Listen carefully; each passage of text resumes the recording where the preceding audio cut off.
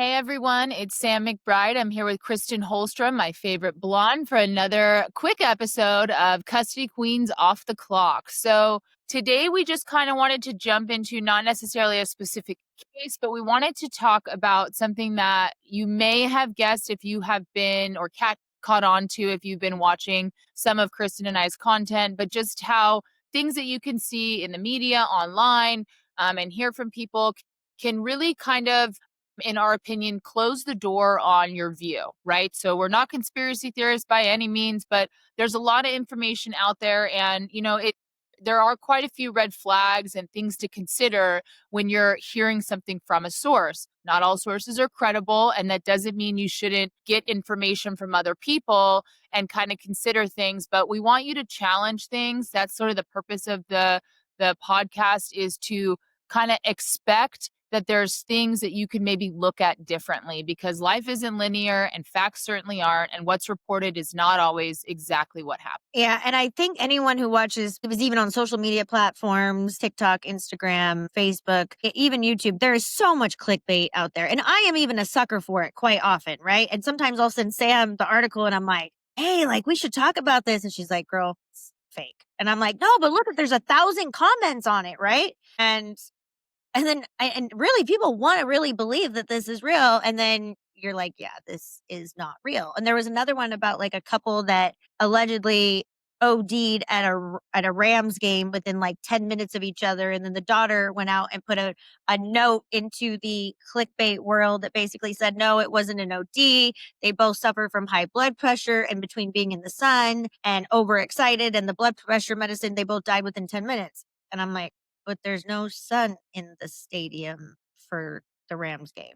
Like that's And yeah, and there's no names and no credible source attached to it. But it's such a good point, because I mean, when things are viral, I think we are kind of trained, maybe from back in the day before everyone was uploading their own stuff, to just assume if you're seeing something and it looks semi-formal, that totally means that it's true.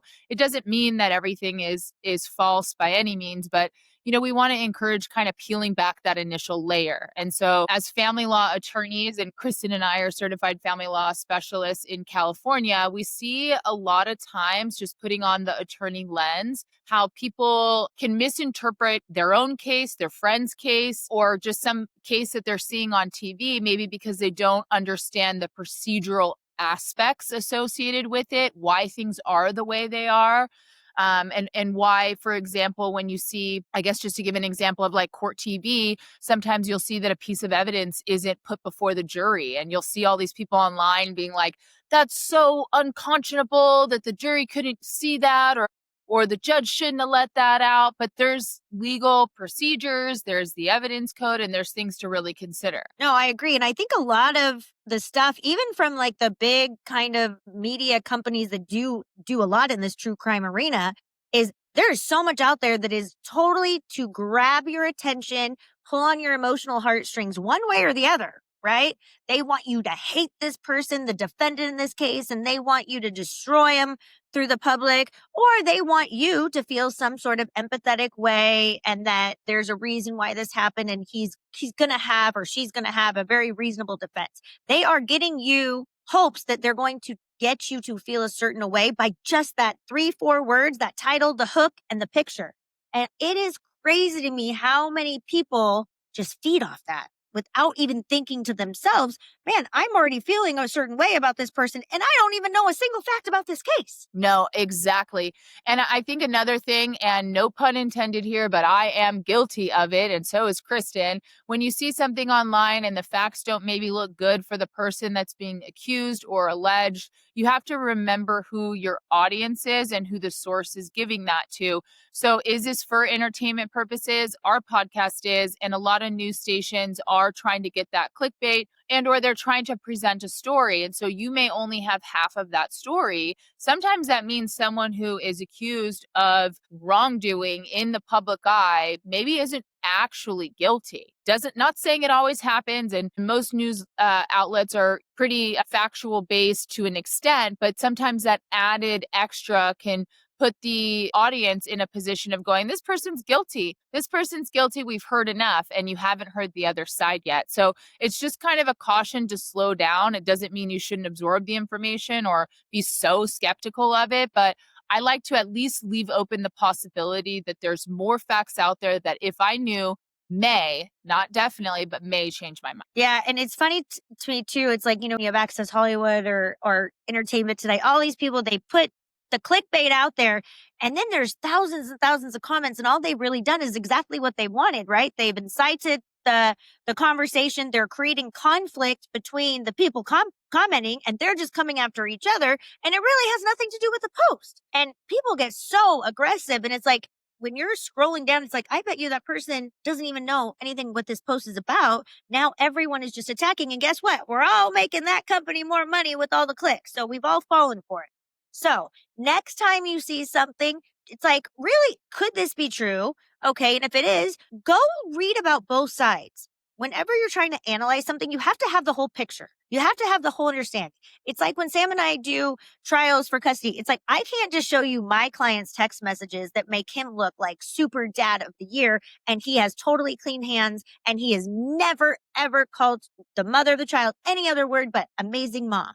Okay, I might have one or two text messages that might say that, but no, you got to show the whole picture. And guess what? Usually everybody's not super clean when you show the whole picture. And if you follow any court TV or anything like that, that example is really exemplified because you could watch a day where the prosecution is putting on their case and it looks really bad for the defendant. And if you just saw that one day, that might put you in a position where you're like, he's guilty, skip past, let's go on to the finish line and have the jury convict.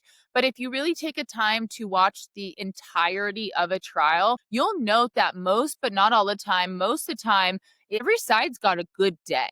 And some of the evidence that's brought before, for example, a defense attorney, that might really be a strong day for them. And it may not make you feel that this person is totally innocent, but it may make you feel that there's a reasonable doubt if they're guilty, which is the legal standard in criminal law. Say that It's again, Sam. What's the standard that so many people don't know? that you're innocent until you're proven guilty, but the prosecution needs to prove beyond a reasonable doubt that you have committed the crime that you're accused of. And so it's very important to really take in all of the admissible evidence, the admissible testimony, and look at it from both sides because you can't forget that when you're going through a trial, each side is painting a picture of what happened. And probably neither of them are getting it perfect, but they're using pieces of evidence to either try to destroy the prosecution's case or build the case if you are the prosecution.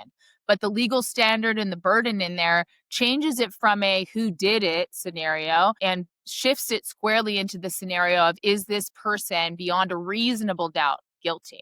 So it's just a different standard and something to consider. Yeah, so when you're looking at, and I think, was it Law and Crime or Court TV? They are infamous for, you're looking for those words that are, shocking, life changing, heartbreaking, monster, best friend's brother slept with someone. So, like, those are generally just big red flags that they are trying to get you to click and to read. And I don't even think half the time they really even care if you read it or not. They want you to click on it. But when you are clicking on it, like Sam said, read it all the way through. Ask your own questions. I remember watching the Karen Reed trial and I got really into that this summer. And for the record, I do not think she did it. Sam and I would talk about this a lot. And even if I say this might ruffle some feathers, but even if she did it, there is no way in hell that the defense proved that beyond a reasonable doubt. I just don't happen to think she did it. I think it was just kind of a really bad night that kind of didn't end well, and a lot of drinking going on and too much drinking. And then I think a cover up and a setup. But I remember watching a day, and I can't remember who the prosecution had on the stand. It was some expert. I think it might have even been someone for like the dog bite, right? The defense's claim. And I remember going, wow, man, this was really, really, really good. Like, you know what? Maybe I got this wrong. And I think that was just a very, very, very good day for the prosecution because the next 6 or 7 days later, I was like, no, no way, no way. But that is what people are hired to do in a trial is they want to muddy the waters. They want to present their facts, maybe not completely even as accurate, but they want to feed you a story that you can picture in your head and you can make a decision that that was real. Right.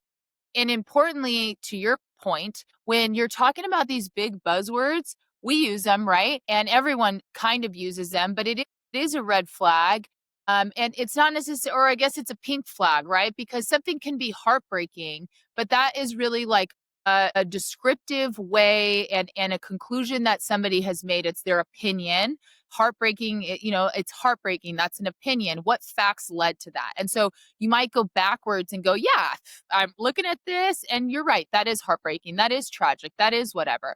But, don't allow someone else's opinion to just totally conclude your own narrative without doing something. And that's what Chris and I are passionate about. And that's why when we're on here, if you disagree with us, that's great. That's fine. We have no problem with you having like a contrarian view to us. It's just that we want to express the importance of being able to have that view and being able to not necessarily independently come to it, but come to it thoughtfully. No, I agree. And yes, it is funny thinking I just did a post yesterday about the shocking, twist of baby Emmanuel.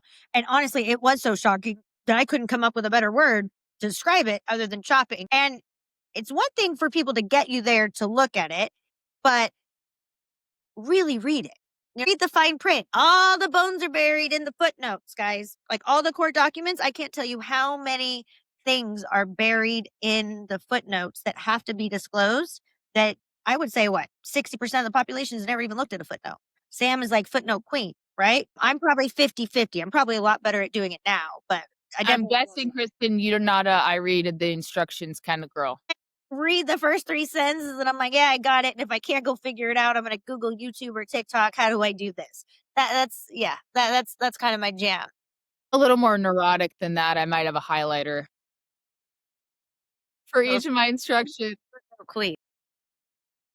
But no, I think it's a great point, Kristen, and it's true in a lot of different ways. So, like when you're thinking about context and you're thinking about footnotes, think about, for example, watching a clip of an interrogation video. So that might be really the only part you need to see, and they've cut it down because that's the important stuff. But a lot of times, if you see an interrogation video from beginning to end, they're hours and hours and hours and hours and hours long. And there's a lot of additional stuff that maybe would change your mind on how that maybe admission came out or what that person was thinking. So someone may seem very odd or very calculated in a short period of time, but if it's taken out of context, maybe it would have looked a little different. It's not true with every case. So not giving you any homework to look at absolutely everything, but it is true that if things get taken out of context and the media runs with it, you could be in bad shape, and no matter what you do, even at trial, you might be in a no-go zone for something like that, which is scary, and that's why we bring it up. I agree, and it gotta make the one Idaho reference. It's like I think we got 5 minutes of DM's interrogation, right? We all know that that was clearly way more than 5 minutes, and if it was only 5 minutes, so help us, we're in more trouble than I thought. But look how many assumptions were made and were flying everywhere. YouTube, TikTok, Reddit, 4chan, probably everywhere about that 5-minute interview. It's like we would have been so much better off just being able to watch the whole thing.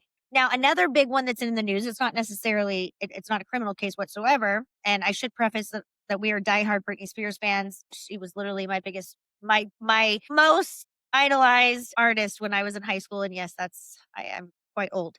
But look at what's going around right now. So we have, if you follow Britney Spears on Instagram, it is some eyebrow raising and it is a little like WTF moments here and there. And I was actually someone that believed that the conservatorship should have been ended by her dad, at a minimum by her dad. He should have no longer been the executor of the conservatorship. But look, we have Kevin Federline who's coming out with a new book. He's got his tell all that he has now waited until his oldest, or the kids he has with Brittany is now going into adulthood.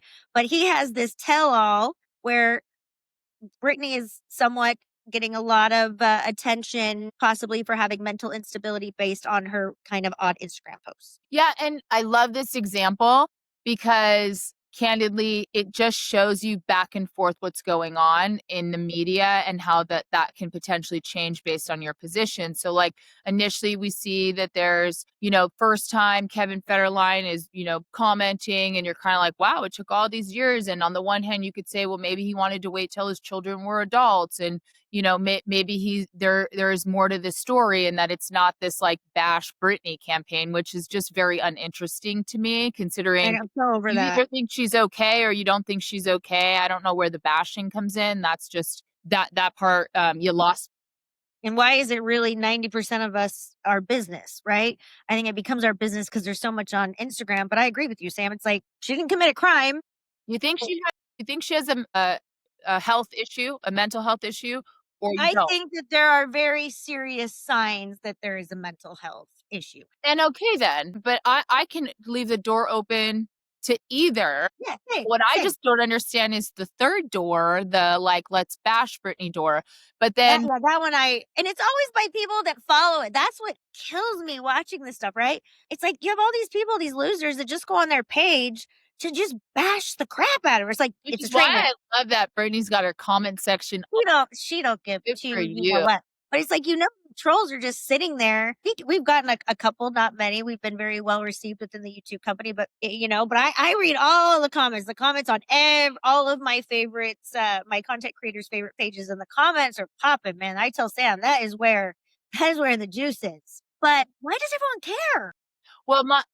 Here's my point, right? So first you hear, Kevin's coming out, then you get Brittany responding, and what I thought was a pretty eloquent response, which raised, I think, my red flags. I was like, oh wait, you know what? There might be something to that. You wait till your children are adults as family law attorneys. What happens when your children age out? You no longer pay child support. So Ding, ding, ding, ding, ding, ding. that total altruistic, I'm writing a book for the sake of peace and concern for Brittany kind of went out the door. Not saying that you shouldn't have freedom of speech by any means, but I mean, her claim that he is monetizing or attempting to monetize her life, I don't think you can deny that, because it sounds like he's obviously going to make money on the book. And I think he's admitted that, right? And so there's this push and play between, well, should anyone buy this book? I'm tempted to buy it because I want to know what's in it. Buy it because I read her book.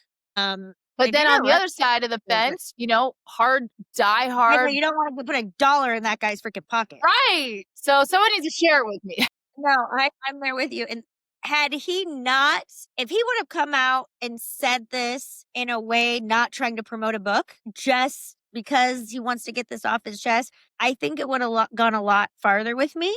But to me, from the first time I heard he had a book coming out and that was what his position was, I go, "This is one selfish, calculated, money-hungry person that so conveniently is waiting until the support runs dry." And they were getting a very good penny for a very long time from him. And I actually was very sad to hear that. I think that she had only seen one of the kids like once in the last 4 years and the other one like less than 5.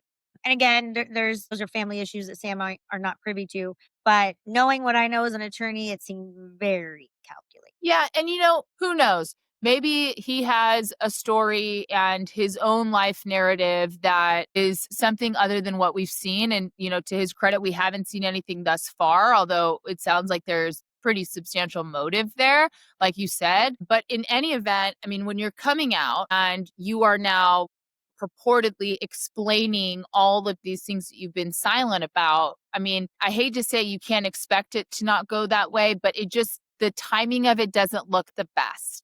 It is right when you're not receiving that support anymore.